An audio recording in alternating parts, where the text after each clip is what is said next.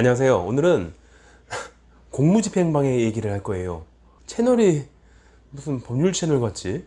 제가 공무집행방해에 대한 법적 정의라던가 이거를 기소유예를 받는다든지 무죄가 되게끔 재판을 준비한다든지 뭐 이런 얘기를 하려는 게 아니라, 저는 법적인 건 잘 모르니까 합의 얘기를 하려고 해요. 합의. 아무리 생각해봐도 공무집행방해는 상대방이 경찰인 경우가 많죠. 경찰을 때리거나 했을 거예요 아마. 맨정신에 그랬을 리는 별로 없고, 어쨌건 사건의 본질은 누군가를 때려가지고 그 때린 것 때문에 피해자인, 경찰도 피해자이니까 피해자가 존재하기 때문에 그 피해자인 경찰에게 용서를 받는 것들은 재판을 준비하는데 굉장히 중요한 것 같잖아요. 근데 어째서 내 변호사는 그거 할 수 없을 거라고, 못 할 거라고, 안 해줄 거라고, 그러니까 포기하라고, 시도도 해보지 않고 제일 중요할 것 같은 양형자료는 건들지도 않고 무슨 금주 일지나 써라, 금주 클리닉 해라, 이런 얘기만 하고 있단 말이지. 사실 변호사님들 중에 상당수의 의견이 그래요. 경찰은 합의를 안 해준다. 그러니까 합의 시도도 할 것도 없다. 시간 낭비하지 말고 그 시간에 반성문 한 장 더 쓰고 금주 일지 한 장 더 쓰고 그거라도 해라. 이러는 경우가 꽤 많아요. 그래서 그런 분들이 금주 때문에 치료를 받으러 오셨을 때 100%안 되는 거 아니니까 시도라도 좀 해봐라 라고 하는 경우가 있거든, 제가. 왜냐면 합의를 하는 경우를 많이 봤으니까. 물론 제가 주제넘게 변호사님들이 뭐 틀렸다 이런 얘기를 하려는 게 아니에요. 그 과정을 누구보다 더 많이 지켜본 분들일 테니까 효율적인 얘기를 해 주신 거겠죠.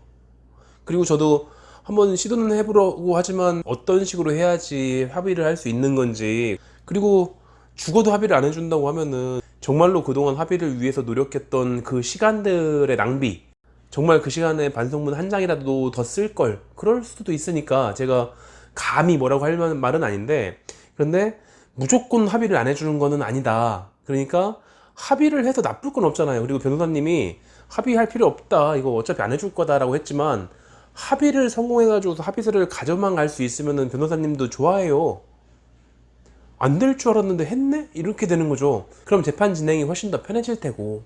싫어하지 않는다니까. 변호사님들이 준 양형자료 리스트 있잖아요. 그 리스트에다가 더 추가해가지고서 뭐 다른 걸 더 준비해 왔을 때 그거를 싫어하거나 그거를 빼놓거나 이러지 않아요. 그게 잘 안 될 것 같으니까, 쉽지 않을 것 같으니까 하지 말라고 한 거지, 합의를 할 수 있으면 해야죠. 물론 저는 간접 경험을 얘기할 수밖에 없는 거고, 저희 환자분들은 대개가 술과 관련돼 있는 거기 때문에 술 마시고 경찰을 폭행했을 때 얘기를 하는 거예요. 맨정신에 때리는 케이스는 제가 본 적이 없어가지고 제가 볼 일이 없죠, 그거는. 그러니까 제 한의원에 오신 공무집행방해 그 경우를 보면은, 공무집행방해를 내가 인정해, 잘못했어, 술 먹고 깽판 치면서 다른 선량한 시민들을 힘들게 하고 괴롭히고 위험에 빠지고 있는 나라는 놈을 잡기 위해서 경찰이 그들의 본연의 임무를 수행하기 위해서 출동해서 나를 잡아가려고 그렇게 정당하게 공무집행을 하러 왔는데 내가 때렸어. 사실 많이 때리거든. 그러니까 내가 생각해봐도 공무집행방해가 분명히 맞아. 이미 술 먹고서 운전을 했든 폭행을 했든 뭐 모욕을 했든 고성방가를 했든 뭐 어쨌든 뭔가 잘못은 저지르고 있었는데 거기에다가 더 추가를 한 거죠, 공무집행방해까지. 그러니까 대개는 배짱 정말 좋은 분들 아니면은, 어지간하면은 변호사 선임을 했을 거예요. 근데 그럼 변호사님이 양형자료 리스트를 줘요. 뭐 이런 거 준비하라고. 그러면은 거기에 분명히 있어야 되거든. 이게 피해자에 대한 보상이 있어야 될 거 아니에요. 피해자가 경찰이고. 그게 제일 첫 번째 적혀 있어야 될 것 같은데 그런 거 안 써있고, 뭐 금주 클리닉이니 금주 일지니 뭐 부채 증명서니 뭐 수입원이니 뭐 자기 질병 내역이니 이런 거나 적어내라고 하고 있어. 안 그런 분들도 있는데 이제 그건 이제 누가 더 잘한다 잘 못한다를 제가 판단할 수 있는 사람은 못 되고, 이게 분명히 제가 생각하기에는 효율 문제예요. 효율. 할 수 있으면 좋은데 안 해준단 말이에요. 그 경찰관의 합의서를 갖고 오라고 하지 않는 변호사님들, 그쪽의 논리는 안 해준다, 이게 법적으로 경찰은 합의를 안 해준다라고 적혀 있는 게 아닌데 그들만의 룰, 암묵적인 룰 같은 게 있는 거죠. 내가 범죄자를 잡으러 다닌 사람인데 범죄자한테 맞았어. 근데 그 범죄자의 감형에 도움이 될 수 있는 서류를 내가 써주고 있어? 그건 아니라는 거죠. 그 왜 베테랑 같은 데 보면은 나오는 명대사 같은 거 있잖아요. 그깟 돈 몇 푼에 넘어갈 정도로 그렇게 가오 상하면서 일하고 싶지 않아. 이런 정도 마인드가 있어야지 좀 경찰 같은 느낌이죠. 취객이 한 대 때렸는데 그대로 병원 가서 들어 누워가지고서 2주짜리 진단서 끊은 다음에 뭐 입원해가지고 있다가 찾아오면은 뭐 내가 뭐 월급이 얼마고 아이고 아프다고 정말 아파 죽겠어 이러면서 나 뭐 합의금 뭐 300 내놔 이런 건 왠지 이상하잖아요. 그리고 그런 게 실제로 보편화가 되면은 그럼 뭐 경찰 한 대 딱 때리고서 뭐 너 200이라며 한 대 더 때리고 400 채우자 뭐 이러면 어떡할 거예요. 자본주의 사회에서 돈을 벌 수 있는 기회니까 경찰이라고 할지라도 범죄자한테 좀 더 맞아주고서 돈 벌 수 있으면 좋은가? 그건 아니잖아요. 그래서 법적으로 정해져 있는 건 아니지만 일반적으로 경찰들은 합의를 잘 안 내주는 건 맞아요. 내가 돈 몇 푼에 합의를 해줄 수도 있지만 그렇게 해가지고 끝나는 게 아니라고. 경찰 전체의 문제이기 때문에 내 동료가 앞으로 위험해질 수 있는 거라고. 그러니까 돈 몇 푼 문제는 아닌 거예요. 당장에 우리 파출소장이나 경찰서장이 있는데 니네 만약에 술 처먹은 놈한테 맞은 다음에 뭐 합의금으로 뭐 200, 300 받고 이러기만 해봐. 당장에 좌천이야. 이럴 수도 있잖아요. 기강이라는 게 있으니까. 그래서 이런 걸 알고 있으니까 양형자료에 아예 넣지 않기도 해요. 찾아가 봤자 합의 안 해줄 테니까. 그러니까 시간 낭비만 될 테고 그 시간에 다른 것들 준비할 것도 많은데 그게 더 유리하겠다 싶어가지고서 양형자료 리스트에서 빼버릴 수도 있는 거죠. 당장에 할 수 있는 것만 하라고. 그러니까 합의가 안 되는 게 아니라 합의를 하기 힘들 것 같아서 미리 빼버리는 거예요.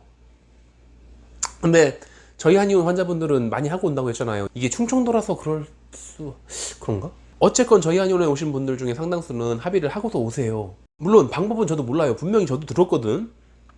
분명히 수많은 변호사님들한테 들었어. 얘기를 하기 힘들 거라고. 그리고 경찰들도 웬만하면 안 해주겠죠. 범죄자한테 무슨 감히 대한민국의 공권력에 대항을 했는데 내가 공권력이야. 그런데 내가 그걸 몇 푼에 해주겠냐고. 내가 생각해도 안 해주겠네. 근데 해주기도 해요. 그러니까 돈 몇 푼에. 근데 지금 제가 반복하고 있는 얘기가 돈 몇 푼에라는 얘기를 반복하고 있잖아요. 그러니까 돈 몇 푼이 아니라 감성에다가 호소를 하던가. 감히 술 처먹고서 대한민국 공권력인 경찰인 나를 때린 범죄자 놈 주제에 거만하게 앉아가지고서 뭐 얼마 해드리겠다는 이딴 소리 하고 있으면은 그거 다 뒤집어 엎지. 그걸 받아들이겠냐고. 다만 받아들이는 경찰이 있을 것 같기도 하잖아요. 그런 경우면 정말 감사하게 끝날 수 있는 거고. 근데 뭐 이런 경찰들이면은 택도 없겠지 아마.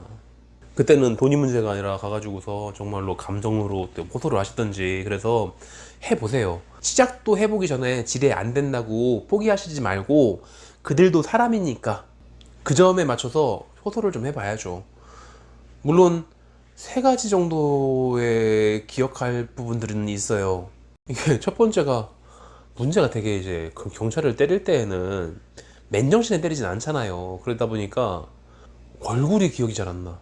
내가 분명히 때린 건 알겠는데 그 정도로 완전히 인살불성 돼가지고 그런 건 아니긴 한데 난 분명히 경찰 제복을 입은 사람을 때렸는데 적어도 그게 남자라는 것 정도는 알겠어.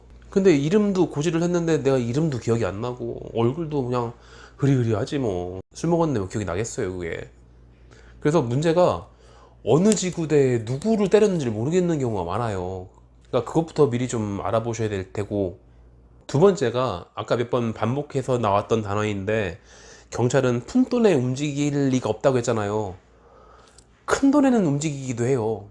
아니 큰돈이라서 움직인 게 아니라 일단 움직일 마음이 생겼는데 적어도 돈은 좀 클 거라는 거예요. 대개는 걷다 대고서 뭐 전치 일주당 얼마쯤이 적정 가격이니 이런 생각은 하지도 말고 적어도 이제 일반적으로 뭐 상해 폭행 이런 것보다는 뭐 2배 3배 이상을 기본이 그럴 거다라는 정도는 감안하고 가셔야 될 거예요.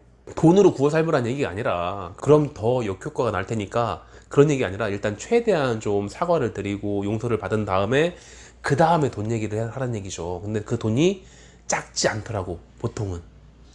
세 번째가 보통은 이제 음주에 뭐 상해 뭐 이런 것들이 껴 있으면은 상대방이 합의서를 써줄 때 그때 형사합의를 할 때 처벌 불원서 같은 걸 써주잖아요. 근데 그걸 잘 안 써주려고 하는 경향이 있어요. 거기에 뭐 신상 명세니 이런 것들을 막 써줘야 되는 건데 그런 거 잘 안 써주더라고. 합의금은 받아주고 용서는 해줄 테고 그리고 합의서는 써주겠는데 거기에다가 뭐 내 주민번호 이런 거 다 그냥 쓰고 그러진 않을 테고 어디 뭐 소속 누구누구 경위 뭐 누구 이렇게 그런 식으로 써주는 것 같아요.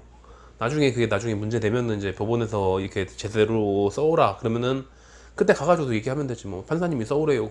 그렇게 써가면 되니까. 물론 여러분의 아빠가 여당 최고 순회급에 있는 국회의원이라든지 돈이 정말 많아가지고 서 있다든지 뭐 대통령의 핵심 관계자라든지 이런 경우라면은 그런 거 안 해도 돼요. 그냥 머리로 들이받아도 그 경찰이 그런 거 가지고서 문제 삼지 않는다고. 이미 우리는 봐서 알고 있잖아요. 권력의 힘을 뉴스로 생생하게 보고 그 재판 과정을 계속 관찰하고 있잖아요, 지금. 권력자의 아들은 경찰을 때려도 된다. 근데 여러분한테는 그 정도 권력자 아빠가 없을 테니까. 그러니까 합의는 해봐야죠.